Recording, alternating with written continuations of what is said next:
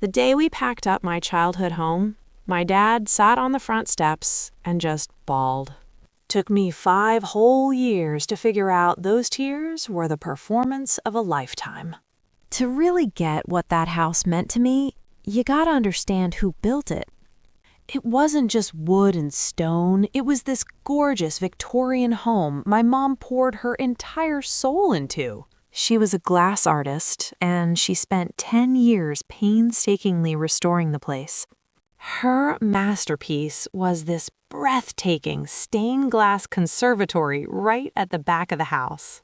I grew up watching the afternoon sun filter through these massive panels of cobalt blue and emerald green. It felt like living inside a kaleidoscope. She taught me how to cut the glass, how to solder the lead. She showed me how to appreciate the fragile beauty of things that take real time to build. When she passed away, I was only 12. After that, the house became my only physical connection to her.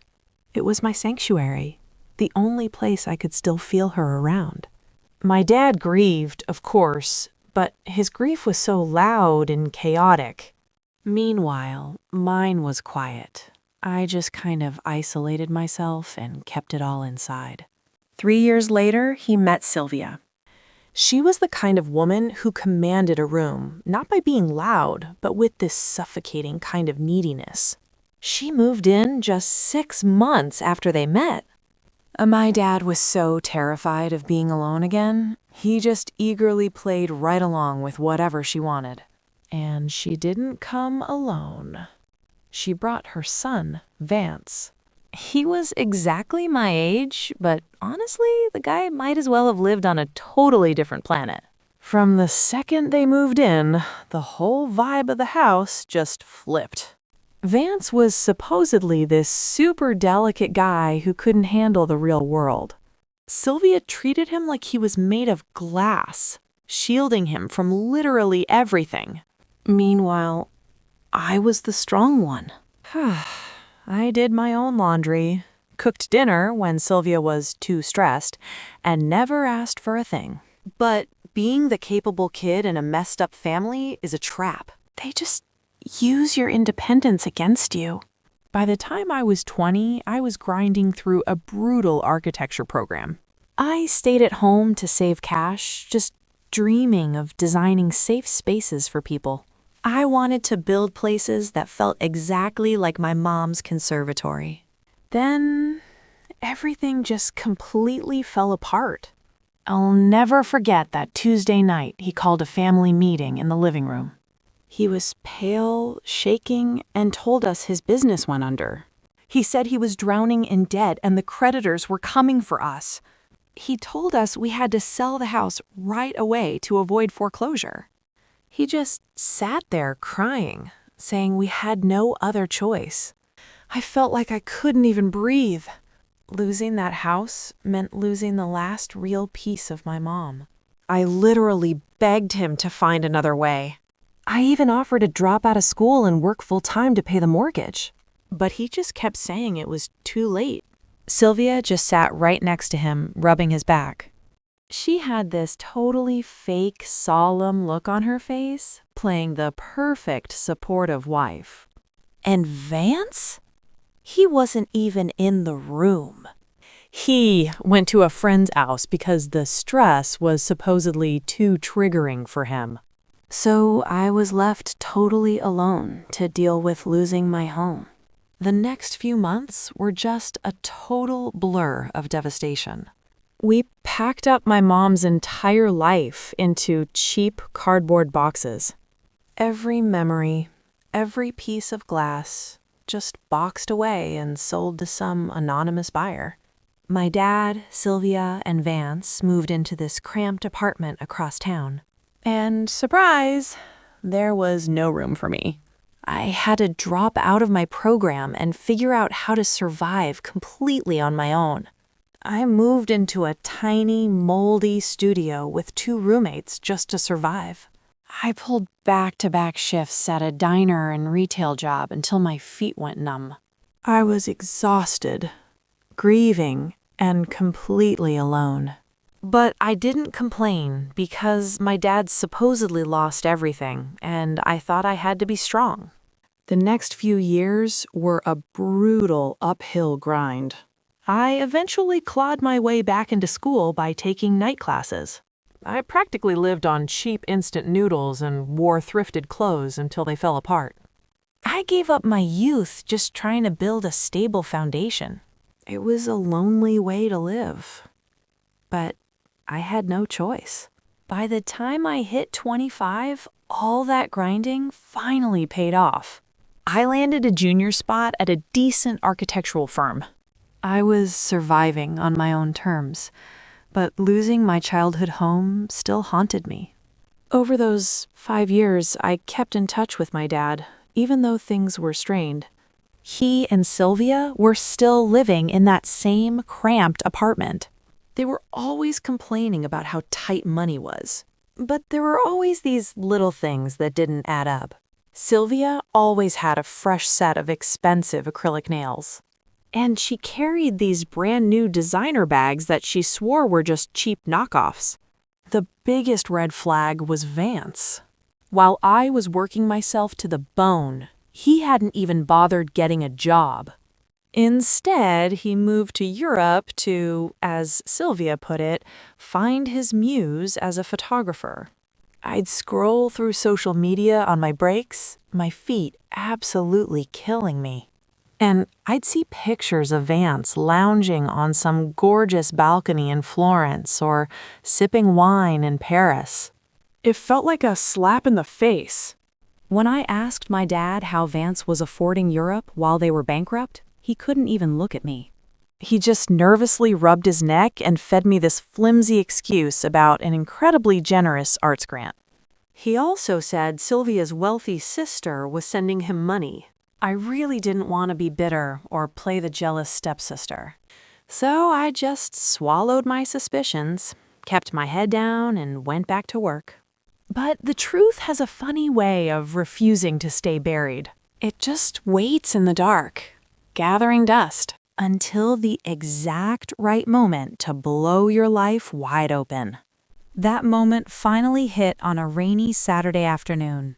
My dad called me in an absolute panic. He was getting audited by the IRS over his old business. He sounded terrified and completely overwhelmed. Sylvia was supposedly way too stressed to help him out. So, as always, he called his capable daughter to fix it. He begged me to come over and sort through years of messy paperwork. I went over and sat on the floor of that cramped apartment. I was instantly surrounded by towering stacks of old receipts and tax returns. It was a total mess. My dad sat with me for the first hour, pretending to help. But eventually, he claimed his back was acting up and went to lie down. He left me there to untangle the whole mess alone. I was about 3 hours in, my eyes burning from reading tiny print.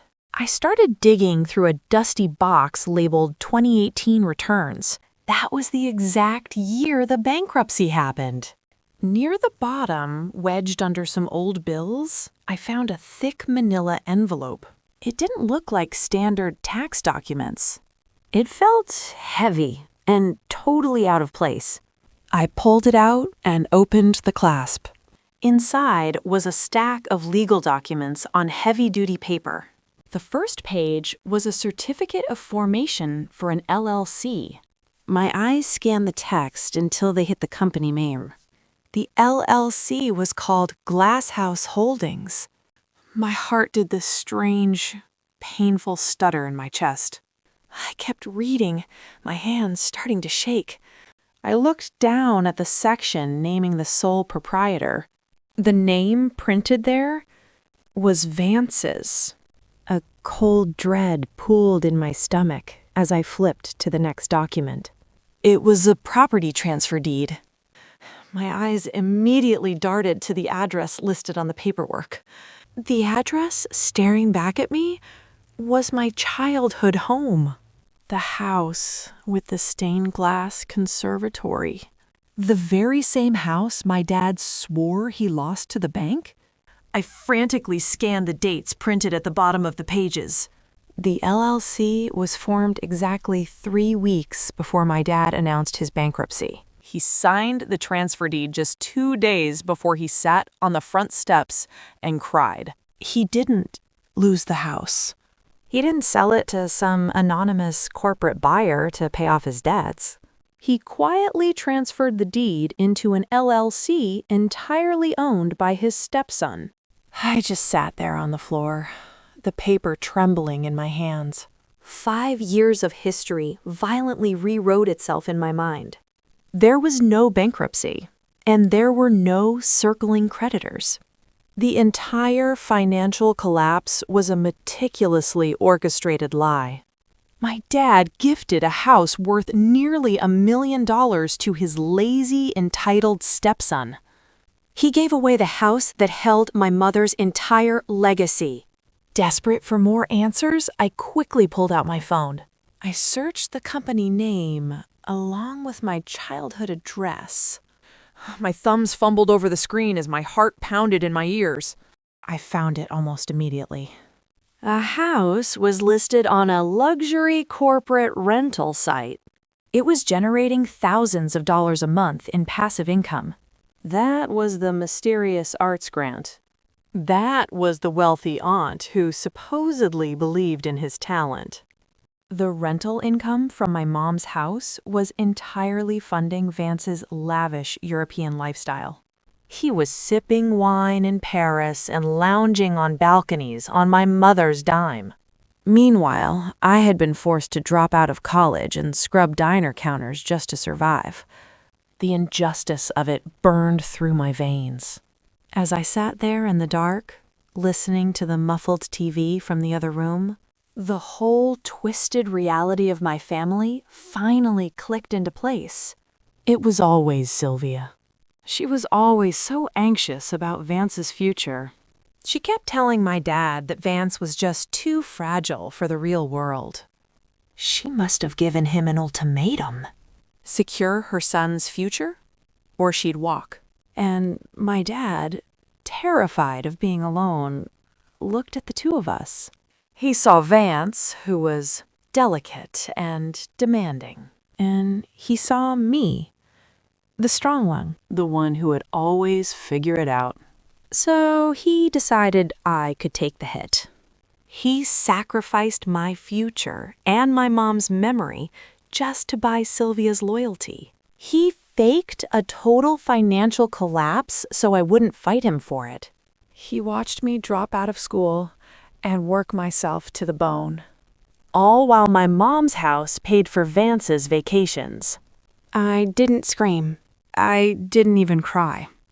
The betrayal was so absolute, it just bypassed anger entirely. It landed in this terrifying, icy clarity. I was officially done being the good daughter. I picked up my phone and carefully took photos of every single page. I made sure everything was perfectly legible.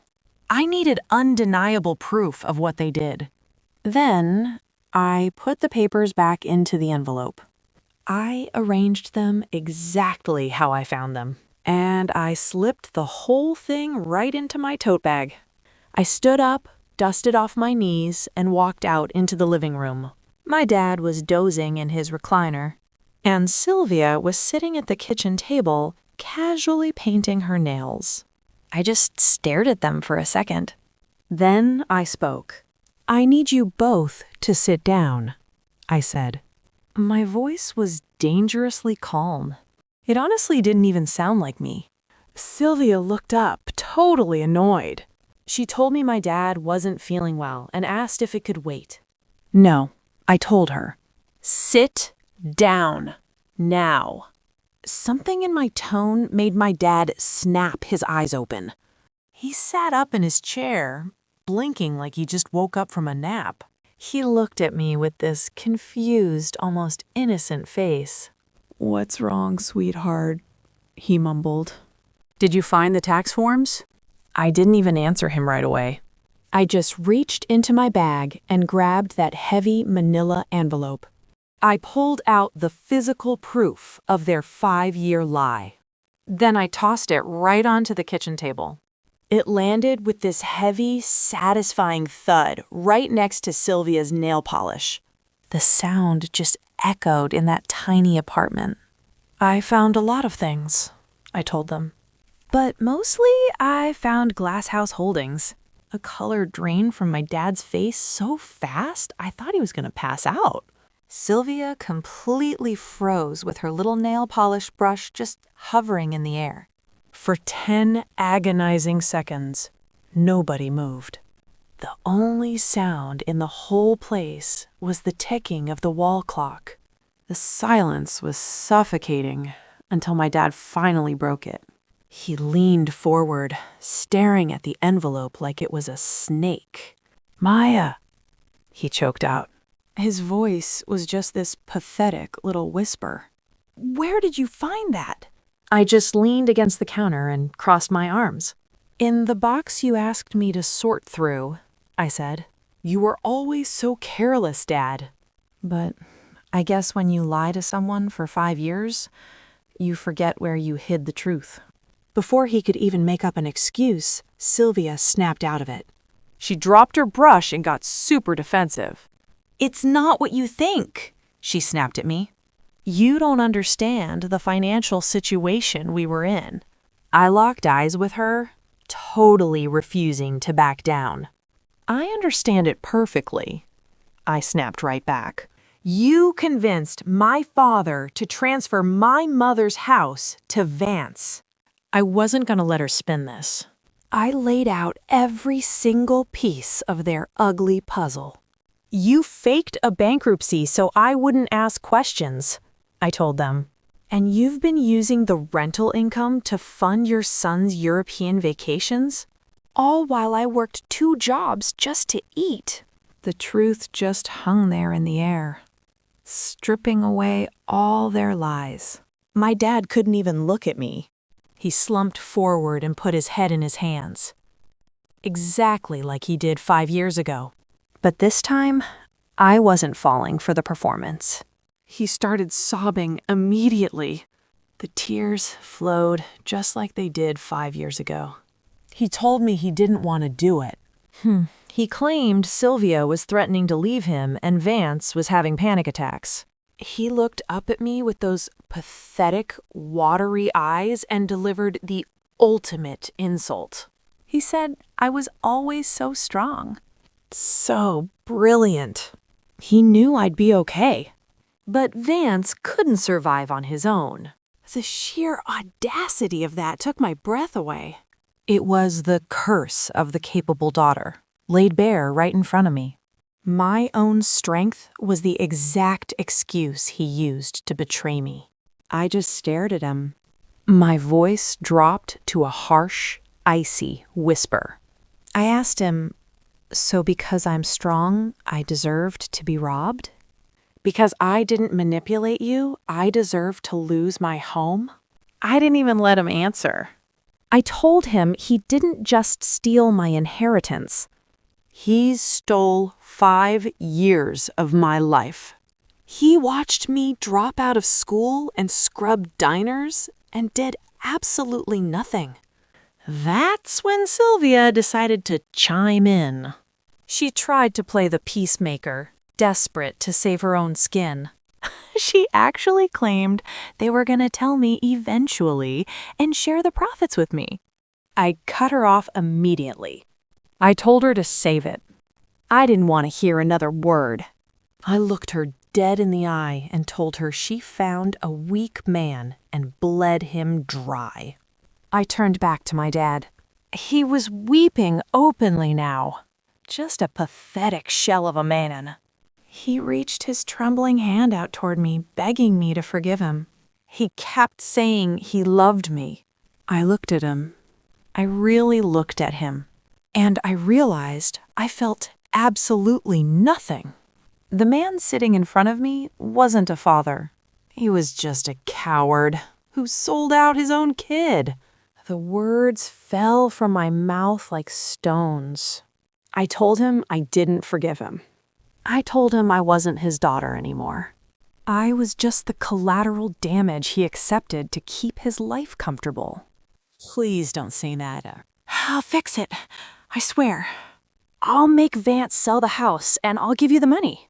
We can undo this. You can't undo the last 5 years.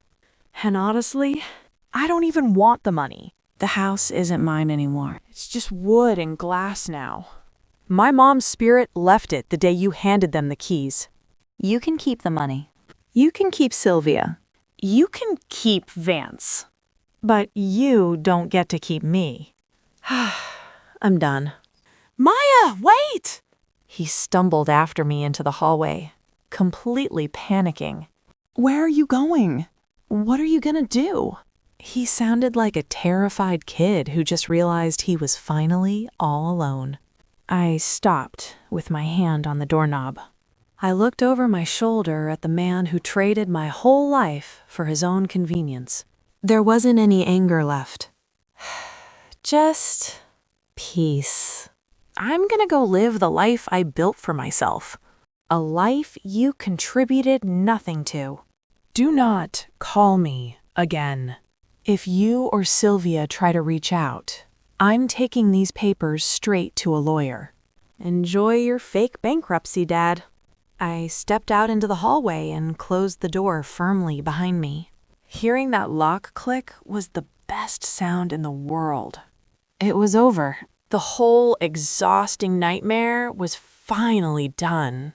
The walk to my car was the lightest I'd felt in 5 years. That heavy, suffocating weight of guilt, the pressure to always be the perfect, low-maintenance daughter, it just vanished. The truth was awful, but man, it was liberating. I drove away, leaving them to their own toxic mess. I didn't have a grand Victorian home waiting for me. No stained glass conservatory. But I had a life I paid for with my own blood, sweat, and tears. And there was nothing left to save. I finally got back to my own place. It's small. It's simple. But it's mine. It's safe. It's peaceful. And best of all, there are no lies hiding in the closets. A few months went by, and things were finally quiet. Then I got a text from a family friend out of the blue. Turns out my dad and Sylvia were in the middle of a really nasty divorce. Without me around to fix everything, their toxic marriage just started eating itself alive. The IRS audit completely broke them. They were turning on each other, trying to save their own skin. The audit uncovered the fake property transfer. Because of how they set up that LLC to dodge taxes, they got hit with massive federal fines. The bankruptcy my dad faked was finally becoming real. Vance actually had to fly back from Europe to deal with the legal mess since he owned the property. His fancy vacation was over, replaced by panic attacks and lawyer fees. They were drowning, and I wasn't there to save them. I didn't gloat when I heard about it. I didn't reach out or demand an apology from them. I just blocked their numbers, put my phone down, and went about my day. Sometimes closure doesn't always come with some tearful apology. Sometimes you don't get justice or a perfect ending. I had to accept that I was never going to get the closure I thought I deserved. Sometimes closure is just looking at the people who broke you and realizing how small they really are. It's deciding you don't want to be a character in their story anymore. I was finally writing my own.